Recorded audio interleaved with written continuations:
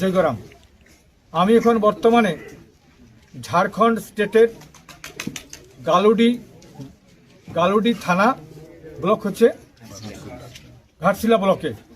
আমি এখানে যে পুতুড় গ্রামে তারাপদ মাহাতো যাকে নির্মমভাবে হত্যা করেছে সেই হত্যাকারীরা এখনও কিন্তু গ্রেপ্তার হয় নাই।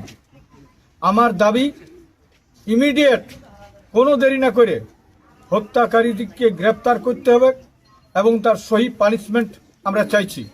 এর সঙ্গে আমি চাইছি পরিষ্কার কথা, এই পরিবারটাকে সুরক্ষা দেওয়ার জন্য আমার আবেদন রইল। এর সাথে সাথে যে জমির ব্যাপারে যে জমিটা লুটপাট করছে, যে জমি মাফিয়ারা, সেই যে মাফিয়া জড়িত আছে তারাকেও গ্রেপ্তার করতে হবে এবং তার সঙ্গে সঙ্গে ওই জমির ডিসপুটটাকে ফয়সলা করার আমরা দাবি জানাচ্ছি।